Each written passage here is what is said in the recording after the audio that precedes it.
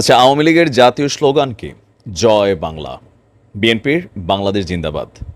কিন্তু আমাদের এই দুইটি দলের বাহিরে আরও বেশ কয়েকটি দল আছে। দলগুলো আলাদা, কিন্তু তাদের যে স্লোগান একটা, বলবো নারায়ে তাকবীর, আল্লাহু আকবার। বুঝতে পারছেন? অনেকে ভাবেন এটা বাংলাদেশ জামায়াত ইসলামের স্লোগান। না, এটা কিন্তু হেফাজতের স্লোগান, এটা চরমনারের স্লোগান, অথবা যে ইসলামিক রাজনৈতিক দলগুলো আছে তাদের প্রত্যেকেরই স্লোগানটা কিন্তু এক। কারণ তাদের আবার প্রত্যেকেরই একটা জায়গাতে মিল আছে, সেটা হচ্ছে তারা প্রত্যেকেই ধর্মভিত্তিক রাজনীতি করে।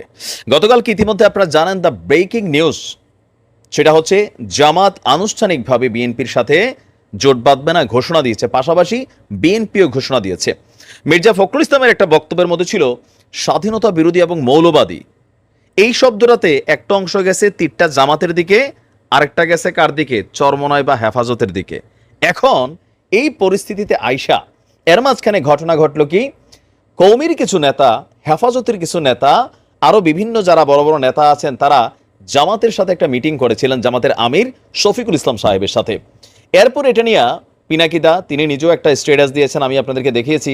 পাশাপাশি অন্যদের মধ্যে কিন্তু এটা একটা মিশ্র প্রতিক্রিয়া। আবার ডক্টর ইউনূসের এই সরকারকে জামাত যেভাবে লম্বা সময় দিচ্ছে, বিএনপি তার বিপরীত অবস্থান নিচ্ছে।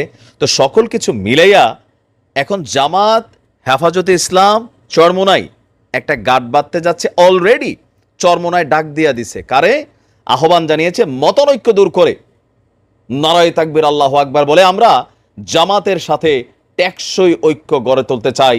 এখন বিষয়টা হচ্ছে জামাত বিষয়টাকে কিভাবে নিবে। 100% নিবে। দেশের রাজনৈতিক বাতাসটা আমি তো ছোট মানুষ, এত বুঝি না, যারা বোঝে না আর কি, তারা বলেন কি যে এই মুহূর্তে দিন শেষে আবার একটা অঘটনও ঘটতে পারে, সামহাও ওইটা পরের ভিডিওতে বলবো। তবে এই মুহূর্তে যেটা যাচ্ছে, ইসলামিক দলগুলো একত্রিত হয়ে, কারণ প্রত্যেকের হেফাজতের বিশাল সেনাবাহিনী আছে, হচ্ছে ফোর্স আছে, জামাত ইসলামের তো আছেই। 1996 আমি যখন গতকালকে ভিডিও দিয়েছিলাম, কমেন্টে অনেকে লিখছিল ভাই 96-র কথা বাদ দেন, 24-এর হিসাবে আসেন, বিএনপি 30% সিটও পাইতো না। কি চ্যালেঞ্জ দিচ্ছে জামাতের তারা, আসলে কি তাই? কমেন্টে জানান। আমার সন্দেহ হয় যে না, পাইলেও পাইতে পারে, মানে বিএনপি, জামাত কম পাবে নাকি। আচ্ছা, আপনারা কমেন্টে লিখেন। তো এখন এই দলগুলা তারা চাচ্ছে তারা একটা টিম হইয়া একটা ইসলামিক রাষ্ট্র সিস্টেমে ইসলামিক ল অ্যান্ড যে নিয়মকানুন আছে সেটাকে এস্টাবলিশ করতে হবে, পাশাপাশি আধুনিক একটা রাষ্ট্র ব্যবস্থা বানাইতে হবে। কিন্তু বিএনপি বলছে ভাই স্বাধীনতা বিরোধী যারা আছে তাদেরকে সমর্থন করার সুযোগ নাই। তো এখন তাদের যেহেতু সমর্থনের সুযোগ নাই, বাকিরা একসাথে হয়েছে। চরমোনায় আবার ফখরুল ইসলাম বলছে মৌলবাদী বলতে আপনি কি বুঝাইতে চান? করা হুঁশিয়ারি। আসুন দেখি চরমোনায় পীর কি বলছে। ইসলামী আন্দোলন বাংলাদেশ তাদের যে টিম, রাজনৈতিক টিম, সিনিয়র নায়েবে আমির মুফতি সৈয়দ মোহাম্মদ ফয়জুল করিম বলছেন জামায়াত ইসলামীর সঙ্গে হক্কানি উলামায়ে কেরামের যে মতানৈক্য আছে তা দূর করে টেকসই ঐক্য গড়ে তুলতে হবে। ইসলামিক মূল্যবোধ বাদ দিয়ে আমরা কোনো রাজনীতি করব না। গতকালকে রাজধানীর শাহবাগ চত্বরে ইসলামী ছাত্র আন্দোলন বাংলাদেশের উদ্যোগে ভারতীয় পানি আগ্রাসনের প্রতিবাদ এবং স্বৈরাচার বিরোধী আন্দোলনের গণহত্যার বিচারের দাবিতে 33তম প্রতিষ্ঠাবার্ষিকী উপলক্ষে এখানে তিনি বক্তব্য দিয়েছেন। তিনি বলছেন দীর্ঘ 800 বছর ভারত উপমহাদেশ শাসন করেছে মুসলমানরা, কিছু মুনাফেকের বিশ্বাসঘাতকতার কারণে 200 বছর শাসন করেছে ব্রিটিশ। আচ্ছা, এরপরে স্বাধীন দেশে ভারতকে বন্ধু ভেবে লেন্দুব দর্জির মতন শেখ হাসিনাকে মুখ্যমন্ত্রী বানাতে চেয়েছিল ভারত, কিন্তু সেটি তারা পারেনি, ফারাক্কা বাদ দিয়েছে, তিস্তার সমস্যা। সেখানে অনেক বক্তব্যের পরে জামাতের উদ্দেশ্যে বলছে, আবার বাংলাদেশের আমজনতার উদ্দেশ্যে, যে আলেম ওলামা এবং জ্ঞানীদের নিয়ে নতুন শিক্ষা কমিশন করতে হবে। 92% মানুষের চিন্তা বাদ দিয়ে কোনো সিলেবাস হতে পারবে না।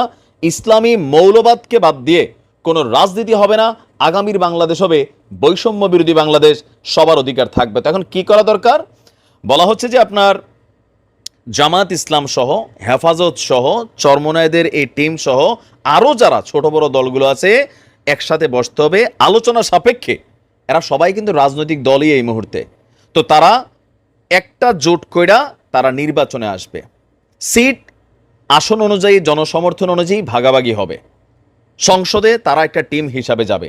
এখন যদি এটা সত্যিই হয়, রাইট নাও বাংলাদেশে গত 15 বছরে আওয়ামী লীগ একটা জিনিস করছে, এটা কিন্তু বিএনপির জন্য একটু খারাপ হয়েছে। এটা কোনো জানেন, ইসলামিক মূল্যবোধের জায়গাগুলো বা মানুষের যে পালসটা, এটাতে একটা শক্ত অবস্থান তৈরিয়েছে। তারপর দিন শেষে বাঙালি আবার রাজনীতির বেলায় আলাদা।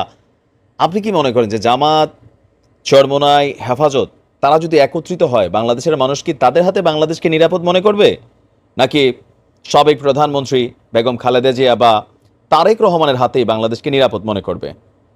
কোন দলের হাতে বাংলাদেশের মানুষের আমানত, এই রিজার্ভের টাকা, সমাজের শান্তি শৃঙ্খলা বা ন্যায়ের যে সুশাসন প্রতিষ্ঠা, এইটা করার জন্য আসলে কোন দলটা বেশি শক্তিশালী? সবগুলো ইসলামিক দল এক হইলে নাকি বিএনপি একা? কারণ নির্বাচনটা এইভাবেই হতে যাচ্ছে। আর একটা দুর্ঘটনার কথা, এটা আরেক ভিডিওতে বলবো। কমেন্টে জানান।